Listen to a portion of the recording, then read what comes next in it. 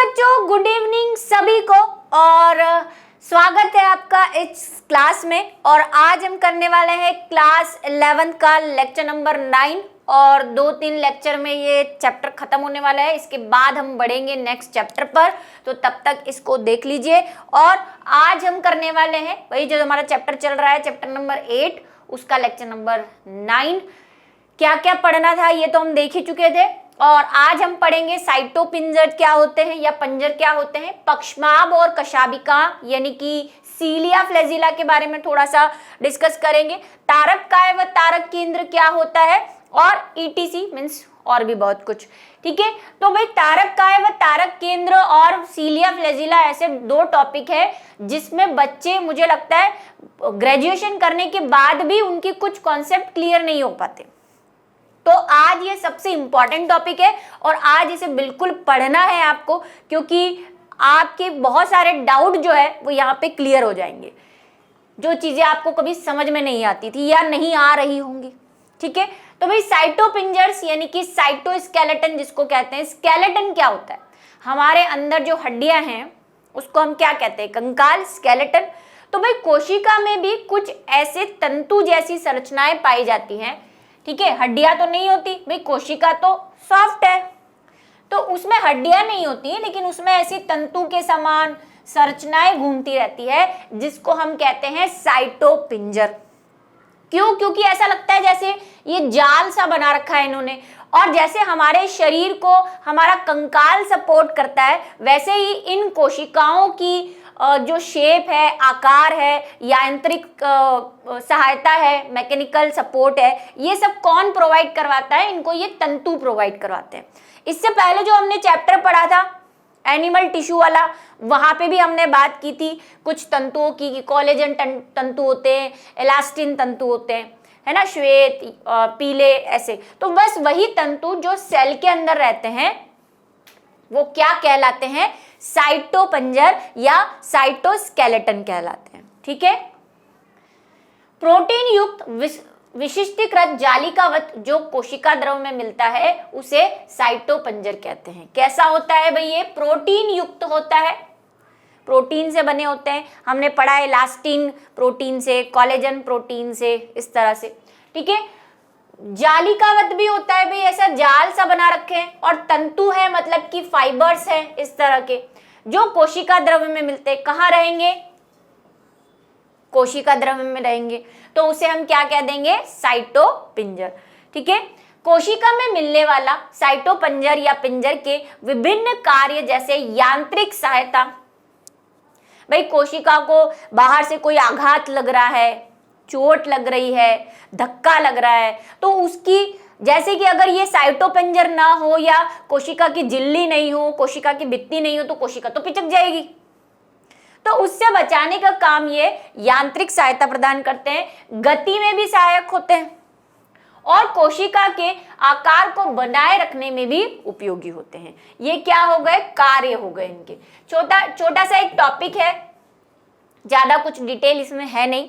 ठीक है, चलिए नेक्स्ट है पक्षमाभ व कशाभिकाएं, जिसे हम सीलिया और फ्लैजिला कहते हैं। ठीक है, जो सीलिया होते हैं उनको हिंदी में पक्षमाभ, और अगर बहुत सारे सीलिया होंगे तो पक्षमाभिकाएं, और अगर एक फ्लैजिला है तो उसको कशाभ, और बहुत सारे फ्लैजिला हैं तो कशाभिकाएं या कशाभिका कह देंगे। ठीक है, तो सीलिया और फ्लैजिला। कई बच्चों को सीलिया फ्लैजिला में डिफरेंस ही पता नहीं होता, वो डिफरेंस मैं आपको आज बताऊंगी कि कभी हम सीलिया बोलते हैं, कभी उसी को फ्लैजिला बोलते हैं। ऐसा नहीं है, सीलिया अलग है, फ्लैजिला अलग है। ठीक है, देखते हैं।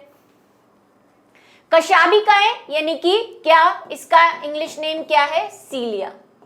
ठीक है, एक वचन क्या है? पक्षमाभ। पक्षमाभिकाएं यानी कि सीलिया, एक वचन क्या है? पक्षमाभ, और कशाभिकाएं यानी कि फ्लैजिला। और इसको अगर एक वचन में बोलना है तो क्या बोलेंगे? कशाभिका। ठीक है, रोम सदस्य संरचना या झिल्ली कोशिका झिल्ली पर मिलने वाली अपवृद्धि है। अपवृद्धि का मतलब एक्स्ट्रा ग्रोथ।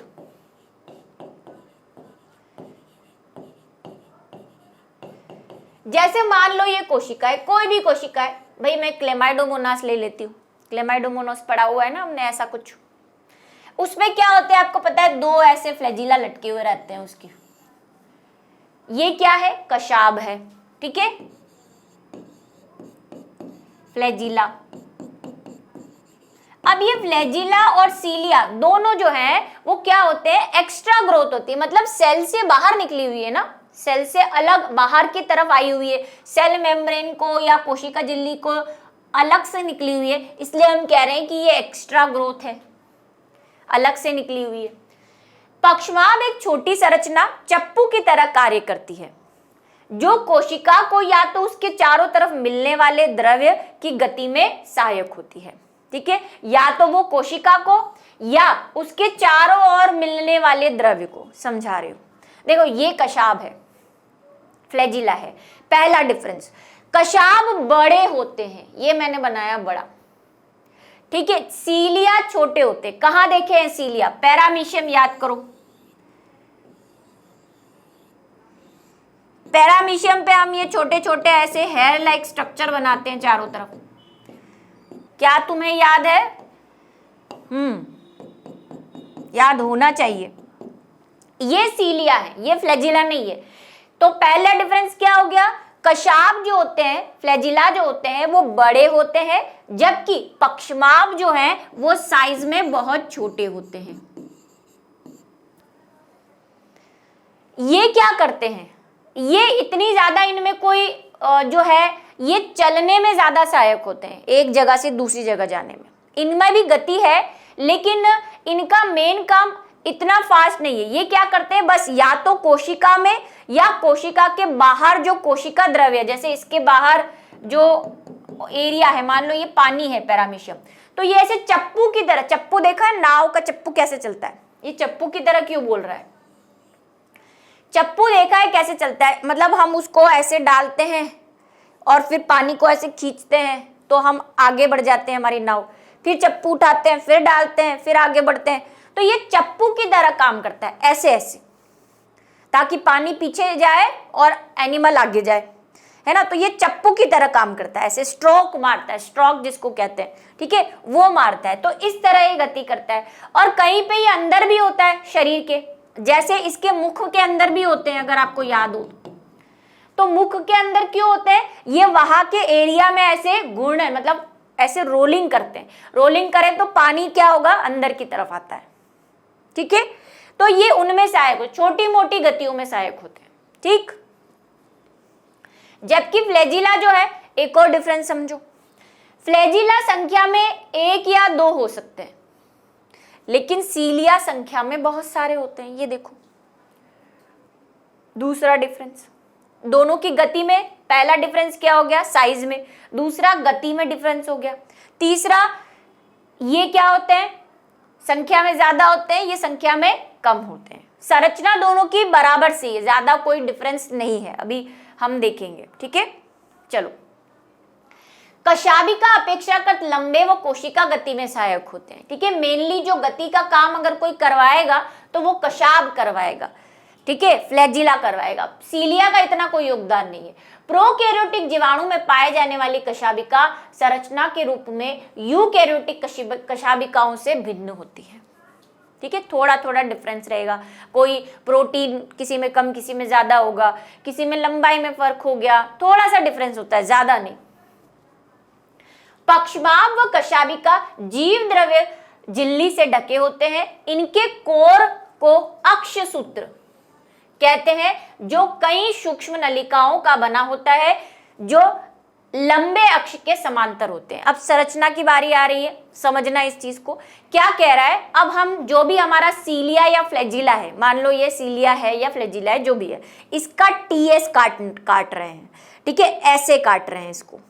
तो अब ये कैसा दिखेगा, तो सबसे पहले हमें बाहर की तरफ एक क्या दिखती है भाई, हमने बोल दिया कि कोशिकांग जितने भी हैं वो सब कोशिका झिल्ली से घिरे हुए हैं, यानी कि जीव द्रव्य कला से, है ना। तो यहाँ पे क्या है, जीव द्रव्य झिल्ली। अच्छा, इसको प्रोटोप्लाज्मिक मेम्ब्रेन भी कहते हैं कई जगह, ये तो पता ही होगा आपको। तो सबसे बाहर तो होती है जीव द्रव्य झिल्ली, दोनों की कॉमन संरचना की बात करें सेम ही है, ठीक है। अंदर की तरफ क्या होता है, जो एरिया बचता है, अभी इस एरिया को मैं बना नहीं रही हूं लेकिन मैं एक डैश के फॉर्म में बना देती हूं इसको। ये जो एरिया बचता है, इस पूरे एरिया को हम बोलते हैं अक्ष सूत्र। अक्ष सूत्र का आप इंग्लिश नाम याद रखेंगे क्योंकि कई जगह इंग्लिश नाम आता है, इसको कहते हैं एक्सोनीमा या एक्सोफिलामेंट।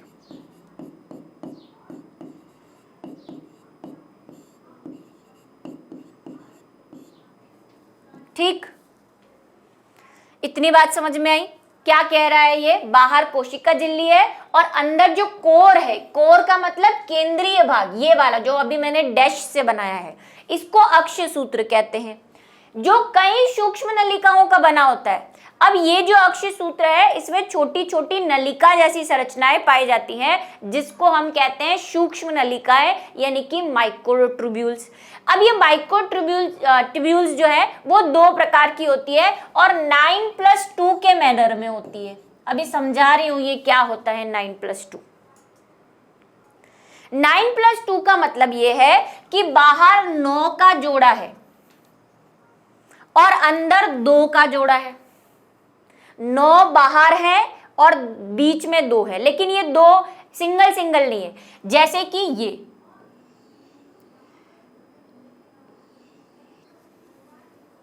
ये क्या है, एक सूक्ष्म नलिका है, माइक्रोट्यूब्यूल है, ठीक है, माइक्रोट्यूब्यूल्स।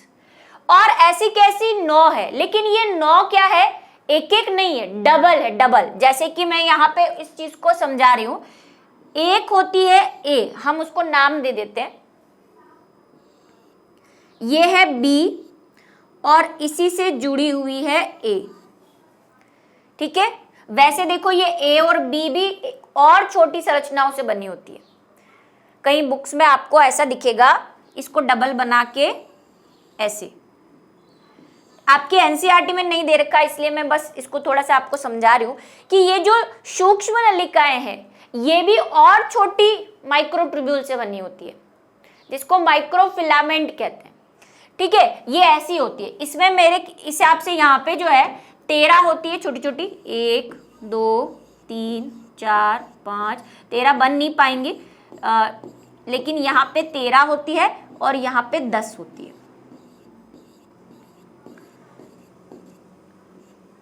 ठीक है। तो और अगर हम इस ट्यूब्यूल को खोल के देखें तो ये 13 माइक्रोफिलामेंट से और ये 10 माइक्रोफिलामेंट से बनी हुई एक छोटी छोटी नलिका होती है। नलिका समझ गए ना, ऐसी ये नलिका है, ये मान लो बी वाली है और उसी से चिपकी हुई है ए। कहां पर, ये ए और ये बी, लेकिन हम तो टीएस देख रहे हैं, तो हमको तो सिर्फ गोले दिख रहे हैं। और ये कौन सी है, ये बाहर वाली है, ठीक है। ये सब लिखा हुआ आएगा, अभी आप समझो। तो अंदर की तरफ 2 होती है, वो दोनों एक दूसरे से अलग होती है, ये रही वो 2, इनको कहते हैं केंद्रीय सूक्ष्म नलिका, क्योंकि केंद्र में है, सीधी सी बात है। और बाहर की तरफ जो बाहर होता है, ये अगर आप इसको सर्कल मानो तो ये चीज क्या है, इसकी परिधि है, तो जो परिधि की तरफ है उनको बोल देंगे परिधीय सूक्ष्म नलिका है। कोई गलत बात मैंने बोल दी भाई, केंद्र में है तो केंद्रीय, परिधि में है तो परिधीय। अब ये जो परिधीय वाली है, ये है परिधीय वाली, ये ऐसी है, ये देखो कितनी है, ये 9 है। अब मेरे से 9 बन पाएगी या नहीं मुझे नहीं पता, इधर कोशिश पूरी कर रही हूं मैं कि 9 बन जाए। 1 2 3 4 5 6 7 8 9, चलो बन गई, 9 गई ना, 3 और 3 6 और 3 9, बढ़िया, ठीक है। अभी मैं आपको एनसीईआरटी, देखो एनसीईआरटी के डायग्राम में एक गड़बड़ है, थोड़ी गड़बड़ है, लेकिन क्या करें, हमें एनसीईआरटी फॉलो करनी होती है, क्योंकि आप थोड़ी और बुक्स में, और दोनों की, अभी आप एक और डायग्राम देखेंगे, ये डायग्राम आपको हर बुक चेंज होने पे नया मिल जाता है, लेकिन मैं आपको ऐसा डायग्राम बता रही हूँ जो बहुत ही ऑथेंटिक है ना, सही वाला डायग्राम, क्योंकि एनसीईआरटी के कई डायग्राम में कुछ कुछ प्रॉब्लम होती है। तो ये 9 वाली है, ये 9 कैसी है, द्विक में है, ये 2 है ना, अकेली नहीं है, तो 2 को क्या बोलते हैं, द्विक। तो ये किस फॉर्म में है, द्विक फॉर्म में है, ये बाहर जो 9 है, इसीलिए हम इसको बोल रहे हैं 9 + 2, ठीक है। और ये जो 2 है ये भी आपस में ऐसे ऐसे यहाँ पे एक मेम्ब्रेन है और बीच में इनके कनेक्शन भी है, इस कनेक्शन को बोलते हैं सेतु। सेतु का मतलब ब्रिज, ठीक है, तो इन दोनों के बीच में ये ब्रिज है। समझे इस बात को, क्या है, एक बार रिवाइज कर देती हूँ क्योंकि लिखा हुआ आने वाला है। भाई पक्षवाम और कशाभिका बाहर की ओर जीव द्रव्य कला से घिरी होती है, अंदर की तरफ इनमें एक केंद्रीय भाग होता है या कोर भाग होता है जिसे एक्सोनिमा कहते हैं। ये जो येलो येलो डॉट से मैंने कर दिया है एक्सोनिमा। एक्सोनिमा में 2 प्रकार की सूक्ष्म नलिकाएं पाई जाती हैं। केंद्रीय सूक्ष्म नलिकाएं 2 होती है, जबकि परिधीय सूक्ष्म नलिकाएं 9 होती है। ये 9 परिधीय सूक्ष्म नलिकाएं 2 उपतंतुओं से बनी होती है। भाई सूक्ष्म नलिकाएं इनको कह दिया, अभी भी फिर ये 9 वाली भी 2 में विभाजित है, तो ये द्विक उपतंतुओं में विभेदित होती है। इसको एक एक गिन रहे हैं हम, 1 2 3, लेकिन ये एक एक भी किसमें, 2 में विभाजित है, तो हमने इसको बोल दिया ये द्विक है। ठीक, अभी क्या है, आगे चलते हैं, यहाँ पे जगह भी नहीं है, आगे ही बनाना पड़ेगा मुझे। समांतर व्यवस्थित है, मतलब एक दूसरे के पैरेलल है, ये भी मैंने पैरेलल ही बनाई है।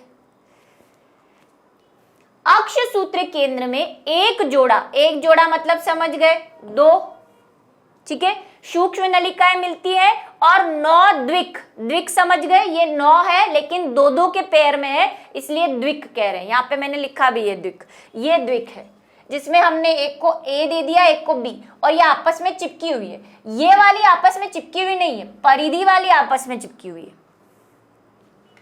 9 द्विक अरीय परिधि की ओर व्यवस्थित सूक्ष्म नलिकाएं हैं, ठीक है।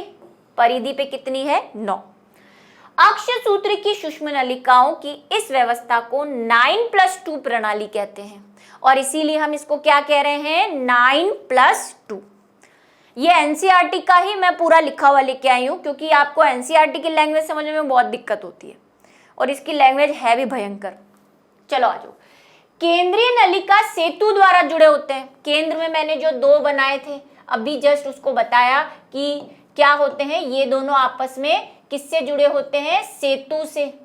सेतु को क्या बोलते हैं इंग्लिश में, ब्रिज से जुड़े हैं। कई बुक्स इसको सेंट्रल ब्रिज भी कहती हैं, क्योंकि भाई सेंट्रल वाली जुड़ी हुई है, केंद्र वाली जुड़ी हुई है। केंद्रीय आवरण द्वारा ढके होते हैं, और ऐसा आवरण भी बनाया है मैंने, ये देखो व्हाइट वाला बनाया ना इनके चारों तरफ, यहाँ पे भी बना देती हूँ, ये लो, ये क्या हो गया इसका, केंद्रीय आवरण, क्योंकि केंद्र में है। परिधीय वाले को तो क्या बोल रहे हैं, जीव द्रव्य कला बोल दिया। जो परिधीय द्विक के प्रत्येक नलिका को अरीय दंड द्वारा जोड़ती है। अरीय दंड का मतलब रेडियल स्ट्रोक कहते हैं इसको, या रेडियल रोड कह दो। अरीय का क्या मतलब होता है, रेडियल। देखो कहाँ, इसी में बता दूं, ये मान लो वो द्विक है, द्विक मतलब वो 9 है ऐसी पूरी, तो ये जो सेंट्रल वाली है ये अरीय वाली से ऐसे जुड़ी हुई है। अब उसमें बनाऊं इसको, यहाँ पे क्या बहुत गंदगी फैल जाएगी इसलिए बना नहीं रही मैं। ये देखो एक को बना देती हूँ, ये ऐसे है ना, ऐसे, तो ये क्या है, ये इसके अरीय दंड है या अरीय स्ट्रोक, रेडियल स्ट्रोक है। ठीक, समझ गए यहां तक की बात। इस प्रकार 9 अरीय तान या छड़ होंगी। भाई ये परिधि वाली 9 है, हर एक जब केंद्र से ऐसी रोड निकालेगी तो टोटल 9 है, तो अरीय दंड भी 9 होंगे, है ना। यहाँ पे मैंने एक ही बनाया है, 1 2 बनाए, ऐसे सबसे बनाऊंगी तो 9 अरिय दंड हो जाएंगे। मैथ सिंपल है, ठीक है, आ जाओ। परिधीय द्विक सेतु द्वारा आपस में जुड़े रहते हैं। जो परिधीय वाले हैं वो भी क्या हुए हैं, आपस में जुड़े हुए हैं। अब कैसे, सुनो, ये हम बोल रहे हैं बी है, बी छोटा होता है, ए बड़ा होता है, ठीक है। 13 होते हैं इसमें और इसमें 10 ही होते हैं, अंदर जो छोटी छोटी नलिकाएं वो भी। तो ए वाली से 2 ऐसे सेतु निकलते हैं, इनको वैसे डाइलिन सेतु कहते हैं, है ना। कहीं आप वही अच्छी वाली बुक्स में पढ़ लोगे, है ना, एक्स्ट्रा वाली बुक्स में, तो वहां पे लिखा होगा डाइलिन ब्रिज कहते हैं इसको, डाइलिन सेतु। 2 होते हैं, एक तो ऐसा होता है और एक सिंपल होता है। अब आपकी एनसीईआरटी बुक में क्या गलती है मैं बताती हूँ आपको। हम कह रहे हैं 2 ही है, वहां पे ऐसे 3 निकाल रखे हैं। देखो एनसीईआरटी बुक में है ना, ये ए और बी का जब बनाया है तो ऐसे निकाल रखे हैं, 3 इधर और 2 इधर, ये गलती है वहां पे। क्योंकि भाई मैं इतने सालों से बुक्स पढ़ रही हूँ, मतलब मैंने अपना स्कूल पढ़ा, उसके बाद आगे भी स्टडी की है, मैंने ऐसा डायग्राम कभी नहीं देखा। कुछ अब मैं क्या ही बोलूँ, ऐसी बुक्स में ऐसा डायग्राम होता है, लेकिन सही डायग्राम ये है। क्योंकि जो अच्छी ऑथेंटिक बुक्स होती हैं, इंग्लिश मीडियम जो अच्छे ऑथर की बुक होती है, वो ऐसे ही बना रही होती है।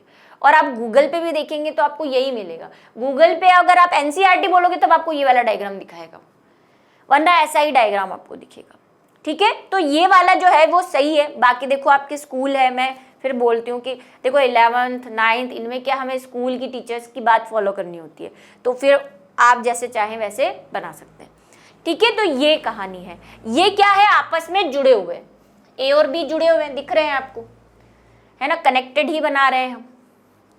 किससे जुड़े हुए हैं, सेतु से,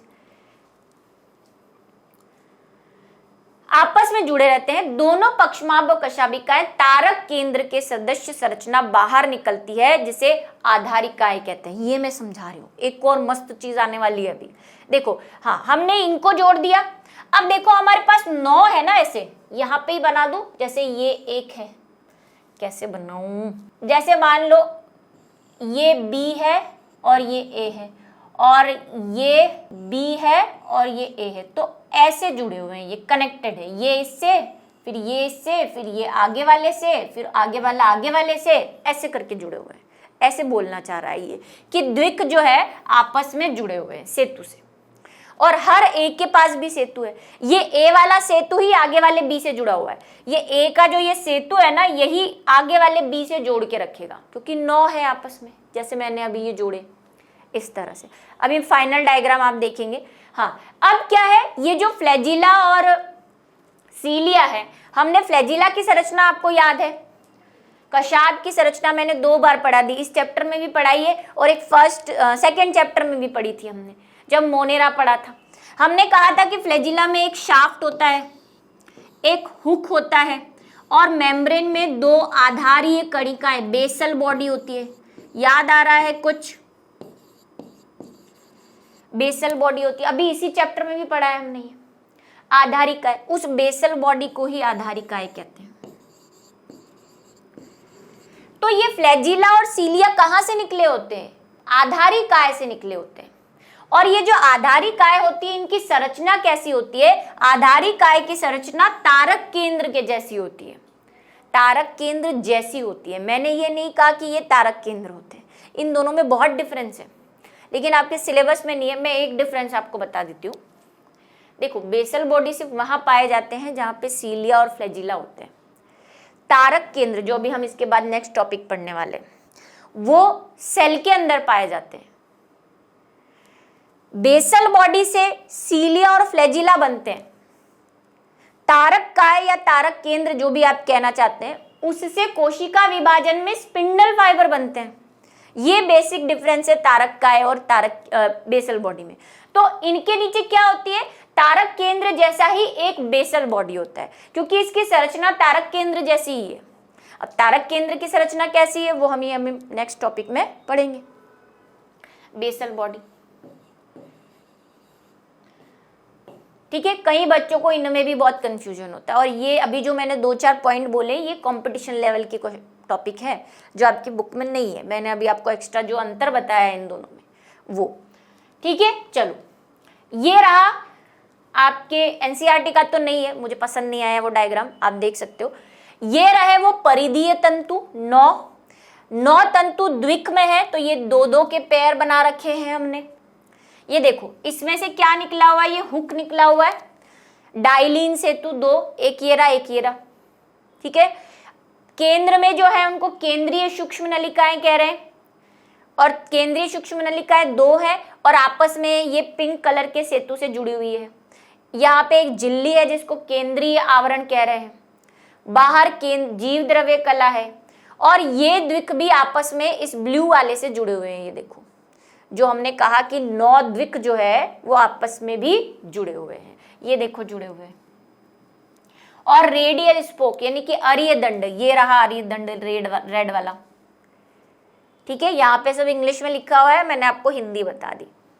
जीव द्रव्य कला, द्विक, अरीय दंड, सेतु, ये केंद्रीय आवरण, और ये जो है वो क्या है, केंद्रीय सूक्ष्म नलिका, क्योंकि 2 है इसीलिए हम कह रहे हैं 9+2, 9+2 की अरेंजमेंट है, 9 बाहर 2 अंदर, ये ध्यान रखना।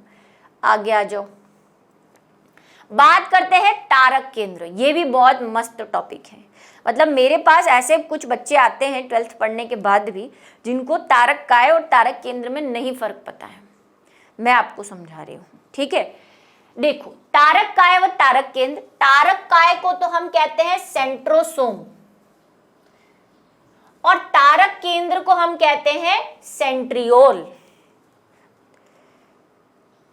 ये क्या है, तारक काय एक संरचना है, ये देखो, ये है तारक काय, सेंट्रोसोम लिखा हुआ है नीचे, हिंदी में भी लिख दूं, ये है तारक काय। ये मिटाऊंगी बेटा, अभी यहाँ पे एक लाइन आ जाएगी शायद, इसलिए ये तारक काय है।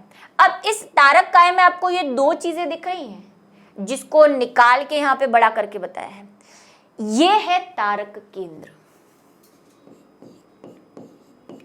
देखो नाम समझो इसका, ये तारक काय है, इसके केंद्र में ये है, इसलिए इसको क्या कह दिया, तारक केंद्र। अब ये तारक केंद्र 2 ऐसी बेलनाकार नलिकाएं जो आपस में 90 डिग्री पर लंबवत व्यवस्थित है, दिख रही हैं आपको, एक ऐसा है और एक उसके ऊपर लंबवत इस तरह से व्यवस्थित है, जैसे ये एक तारक केंद्र है, ये एक और ये दोनों, ठीक है। अब समझ में आया तारक काय और तारक केंद्र में क्या डिफरेंस है। तारक काय के अंदर तारक केंद्र होते हैं और 2 होते हैं और एक दूसरे के लंबवत ऐसे व्यवस्थित होते हैं 90 डिग्री पे, ठीक, समझो। तारक काय वह अंग है जो 2 बेलनाकार संरचनाओं से मिलकर बना होता है, जिसे तारक केंद्र कहते हैं। दोनों तारक केंद्र तारक काय में एक दूसरे के लंबवत स्थित होते हैं, दोनों तारक केंद्र एक दूसरे के लंबवत स्थित हैं, जिसमें प्रत्येक की संरचना बैलगाड़ी के पहिए जैसी होती है। ये देखो, इसको खोल के बताया है ऊपर, ये आपको दिख रहा है। अभी यही संरचना हम बड़ी करके पढ़ने वाले हैं, क्योंकि कई बच्चों को यही समझ नहीं आता कि हम जो संरचना पढ़ रहे हैं वो है कहाँ, वो संरचना इनमें है, इसके बाहर। ये देखो, गौर से देखोगे आपको यही संरचना अभी हम पढ़ेंगे आगे बड़ा करके उसको। तो हर तारक केंद्र को जब हम टीएस देखते हैं तो हमें बैलगाड़ी के पहिए जैसी संरचना दिखती है, जो यहाँ से भी दिख रही है, और अभी हम उसको देखेंगे भी। उसको बोलते हैं कार्टव्हील स्ट्रक्चर। कार्टव्हील, कार्टव्हील का मतलब वही बैलगाड़ी का पहिया, कार्टव्हील स्ट्रक्चर, ठीक है। तारक केंद्र में 9 समान दूरी पर स्थित परिधीय ट्यूबुलिन सूत्रों से बने होते हैं। इनमें भी बाहर की तरफ 9 है, लेकिन थोड़ा डिफरेंस है, इनमें 9+0 होता है। वहां पे हमें जो 9+2 मिल रहा था, यहाँ पे हमें 9+0, मतलब बीच में कुछ भी नहीं है इनके। और ये 9 भी त्रिक है, वहां पे क्या थे, पक्षमाप में 2-2 थे, 2 के पेयर में थे, यहाँ पे 3 होंगे, ठीक है। प्रत्येक परिधीय सूत्रक एक त्रिक होता है, त्रिक का मतलब 3, ये 3 के पेयर में है, पेयर बोल ही नहीं सकते, अब उसको तीन ही बोलना पड़ेगा, ट्रिपलेट। ठीक है, इंग्लिश में क्या बोलेंगे, ट्रिपलेट, डबल। पास के त्रिक आपस में जुड़े होते हैं। तारक केंद्र का अग्र भीतरी भाग प्रोटीन का बना होता है जिसे धुरी कहते हैं। भीतरी भाग देखो ये तीन तीन में मिलेंगे आपको, और अंदर हम कह रहे हैं कि एक आपको बस एक प्रोटीन का कोर मिलेगा, प्रोटीन का बना हुआ एक बस ऐसा मिलेगा जिसको हम कह रहे हैं धुरी या हब। ये वाला डायग्राम अगर आपको दिख रहा हो, ये देखो परिधि पे तीन तीन है इसमें, और बीच में दो नहीं है, सिर्फ एक आपको सेंट्रल सा कुछ दिख रहा होगा, प्रोटीन का बना हुआ कोई सेंट्रल दिख रहा होगा, उसको हम कहते हैं धुरी या हब। ठीक है, इसको कार्टविल हब भी कहते हैं क्योंकि ये कार्टविल है तो इसके हब, और ये है वो ट्यूब्यूलिन। ये सब समांतर व्यवस्थित है ना। ये देखो ये तीन तीन के पेयर में ये सूक्ष्म नलिकाएं व्यवस्थित हैं। यह परिधीय त्रिक के नलिका से प्रोटीन से बने अरीय दंड से जुड़े रहते हैं। वहां पे भी था अरीय दंड, यहाँ पे भी है। बाहर वाले अंदर वालों से देखो ये लाइन दिख रही है आपको, अभी मैं इसका फाइनल डायग्राम भी बताऊंगी आपको। ये देखो ये लाइन दिख रही है, ये वाली, ये क्या है, ये वो अरीय दंड है, एरियल। तारक केंद्र पक्षमाभ और कशाभिका का आधारीय काय बनाते हैं। अभी हमने वहां यही बात छोड़ी थी कि आधार काय होता है, बेसल बॉडी होती है फ्लैजिला और सीलिया में, वो कौन होती है, वो तारक केंद्र से बनी होती है। यही बात वापस यहाँ लिखनी है क्योंकि इसका काम है। ठीक है, आधारीय काय यानी कि बेसल बॉडी बनाते हैं। और तुर्कु तंतु जंतु कोशिका विभाजन के उपरांत तर्क उपकरण बनाते हैं। तर्क उपकरण मतलब स्पिंडल फाइबर। क्या होते हैं स्पिंडल फाइबर? अभी नेक्स्ट चैप्टर जो है वो हमें सेल डिवीजन ही पढ़ना है। देखो जब कोशिका विभाजित होती है तो कोशिका विभाजन के टाइम क्या होता है, ये जो तारक केंद्र होता है, ये दो तारक केंद्र है ना, तारक काय क्या होता है, विभाजित हो जाता है और एक यहाँ पे चला जाता है, एक यहाँ पे चला जाता है, दोनों एक एक सिरे पर चले जाते हैं कोशिका के, और इनसे ऐसी संरचनाएं निकलती है तुर्कु जैसी, ऐसी देखा होगा आपने कई बार फोटोग्राफ। इसको कहते हैं स्पिंडल फाइबर या तुर्क उपकरण। कब? जब कोशिका विभाजन होता है। यहीं पे हमारे गुणसूत्र आकर व्यवस्थित होंगे। जिसने सेल वाला चैप्टर पढ़ लिया है स्कूल में उनको तो समझ में आ रही होगी, ऐसे गुणसूत्र आके व्यवस्थित होते हैं।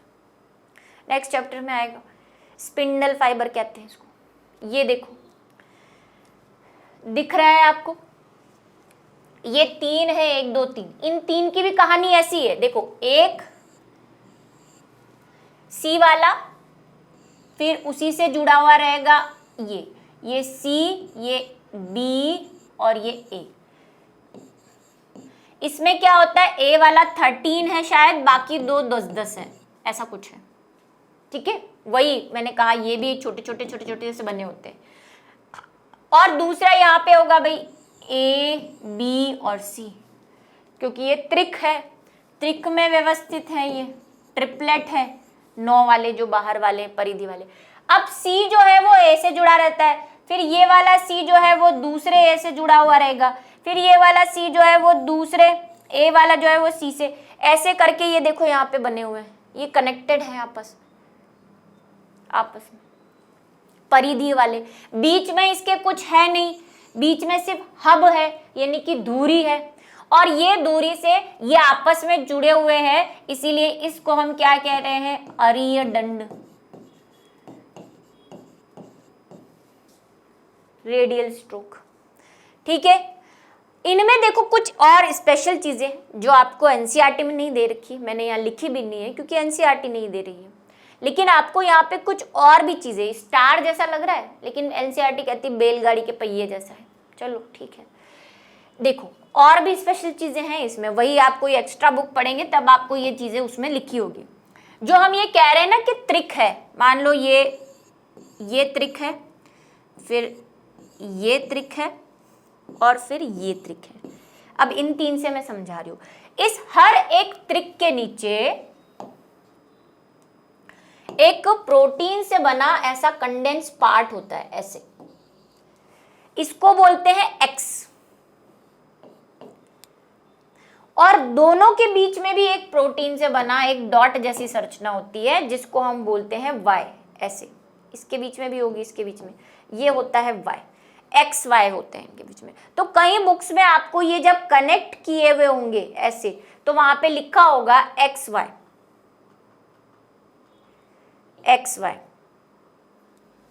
ठीक है। वो एक्स वाई ये है जो मैं आपको समझा रही हूं। यहां पे देखो, ये दिख रहा है गहरे से आपको, ये है, इधर वाला है कंडेंस्ड डॉट सा दिख रहा है, इधर डॉट दिख रहा है, इधर, ये सब एक्स वाई है। जो बिल्कुल नीचे है इनके नीचे जो है वो तो एक्स है, और दो के बीच में जो डॉट दिख रहा है, दो त्रिक के बीच का, वो हमारा वाई है। तो ये आपस में भी कनेक्टेड है।